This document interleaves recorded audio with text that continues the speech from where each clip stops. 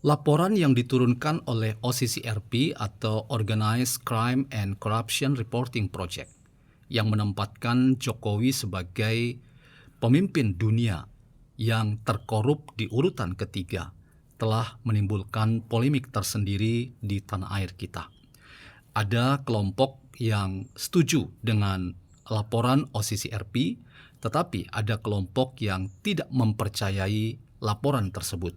Dan karena itu, polemik ini masih terus akan berlangsung dalam rangka masing-masing ingin menakar posisi dan sikapnya terhadap Jokowi dan sepak terjang politiknya.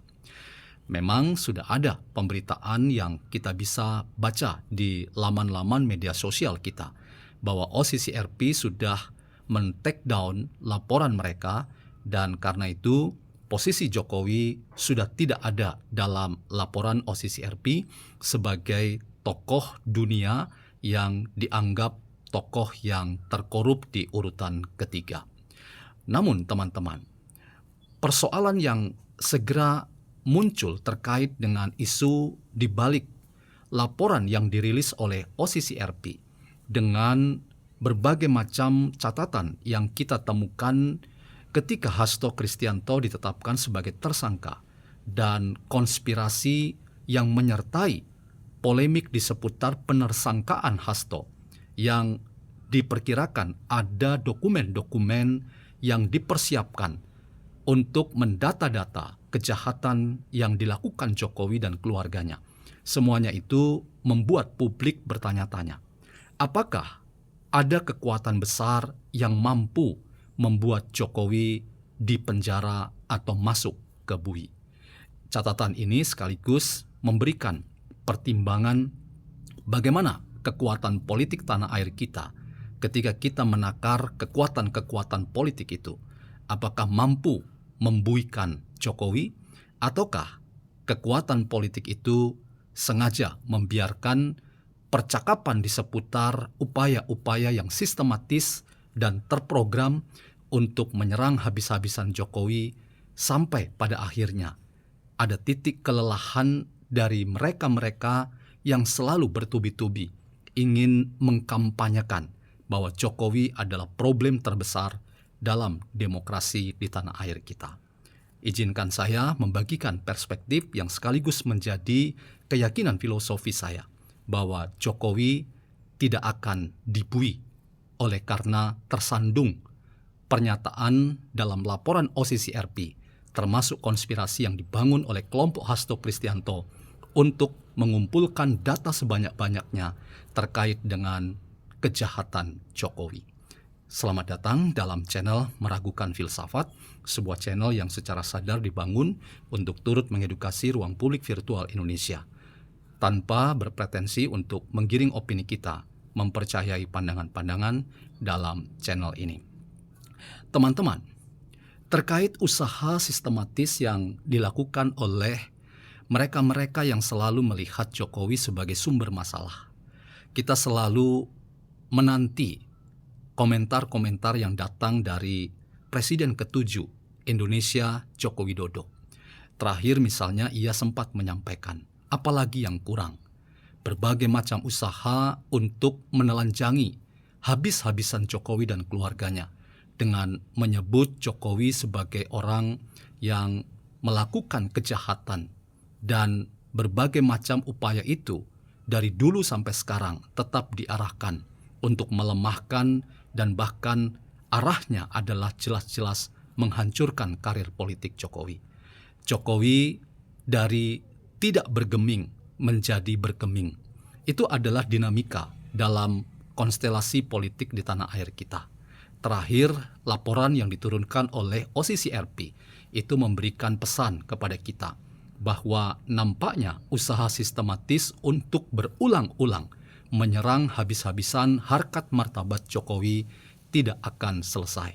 Dan kita selalu akan dikejutkan dengan berbagai macam laporan yang datang dari mana saja untuk menelanjangi Jokowi dan sepak terjang politiknya, dan mempertanyakan ini dan itu untuk memastikan bahwa karir politik Jokowi selesai, dan karena itu Jokowi yang dianggap berbahaya tidak dapat lagi memainkan peran-peran dalam perpolitikan di tanah air kita. Disinilah teman-teman, saya ingin memberikan catatan terkait dengan bagaimana seorang Jokowi nampak dan terlihat oleh kita semua. Kedewasaan berpolitik dan pencapaian dari politik Jokowi yang harus saya katakan sebagai politik yang selalu ingin menghadirkan ketenangan dalam menyikapi banyak isu yang kontroversial, yang lagi-lagi semuanya itu diarahkan pada dirinya dan keluarga Jokowi. Kita menemukan sebuah fakta bahwa ketika semakin banyak angin keras untuk menghancurkan politik Jokowi dan kehidupan keluarganya, namun berbondong-bondong banyak orang yang menunjukkan sikap simpati dan apresiatif terhadap Jokowi. Rumah Jokowi kemudian menjadi salah satu destinasi untuk dikunjungi oleh banyak orang, untuk sekadar bertemu, menunjukkan rasa rindu pada seorang pemimpin yang bernama Jokowi, atau sekadar untuk berfoto dan menantikan kesempatan kalau-kalau Jokowi keluar dari rumah dan menyapa warga yang datang kepada mereka. Di media sosial kita melihat bagaimana antusiasme warga untuk menantikan kehadiran dan munculnya sosok Jokowi yang mereka tetap lihat sebagai sosok yang inspiratif dan membuat banyak orang merasa semua ketika melihat Jokowi mereka mendapatkan keteduhan dan ketenangan.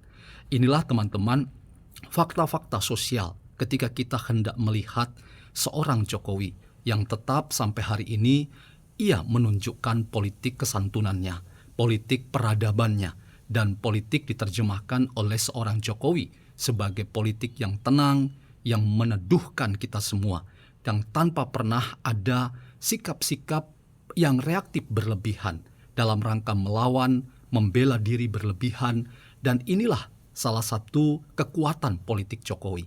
Ketika banyak orang secara sistematis, terstruktur, terprogram ingin menghancurkan politik Jokowi dan karir kehidupan keluarga Jokowi, ini semua memberikan dan memperlihatkan kepada kita bahwa Jokowi dalam konteks ini adalah seorang aktor politik yang sudah mencapai level seorang politikus yang sangat tenang, sangat piawai, dan punya berbagai macam strategi.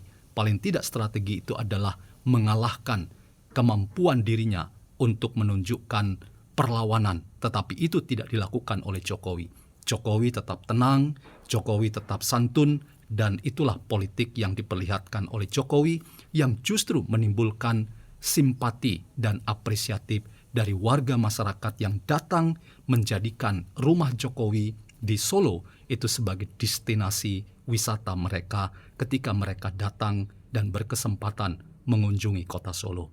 Nah, teman-teman, catatan ini berharga untuk kita lihat secara baik untuk memberikan pesan kepada siapapun bahwa berbagai macam usaha sistematis untuk menghabisi karir politik Jokowi ternyata terjegal dan semuanya menjadi hancur berantakan oleh karena simpatik masyarakat itu makin terkapitalisasi dengan signifikan. Kita tidak bisa lagi mengelakkan bahwa Jokowi sudah menjadi pusat perhatian warga masyarakat ketika masyarakat tetap menjadikan Jokowi sebagai tokoh inspiratif yang membuat warga masyarakat melihat bahwa sosok politikus yang bernama Jokowi adalah seorang aktor politik yang memberikan keteladanan bahwa politik harus tetap diusahakan dalam semangat kebaikan dan semangat untuk memberikan ketenangan dan keteduhan dalam carut-marutnya perpolitikan di tanah air kita saat ini. Disinilah teman-teman berbagai macam usaha yang sistematis untuk membuat Jokowi dihukum atau dipenjara atau dibui. Itu lagi-lagi masyarakat akan melihat siapa sebetulnya yang benar dan siapa yang salah. Dan ketika warga masyarakat tetap menjadikan Jokowi sebagai inspirator mereka, rasanya usaha untuk membuat Jokowi terjegal dengan laporan yang dirilis oleh OCCRP atau berbagai macam usaha, termasuk kelompok Hasto yang ingin mendokumentasikan berbagai macam kejahatan Jokowi. Rasanya semuanya itu tidak akan membuahkan hasil. Kita justru akan menemukan semakin banyak orang yang memperlihatkan sikap simpatik dan apresiatif pada Jokowi sebagai tokoh yang memperlihatkan politik itu harus diterjemahkan sebagai ketenangan, politik itu harus tetap diterjemahkan sebagai kesantunan, dan politik itu harus diterjemahkan sebagai kebaikan bagi hidup bersama di tengah-tengah tantangan-tantangan dan persoalan Indonesia hari ini yang tidak mudah. Karena itu, kita lihat ke depan. Apakah upaya untuk membuih Jokowi itu berhasil? Saya punya keyakinan filosofis bahwa usaha itu bagaikan menjaring angin, artinya sia-sia belaka.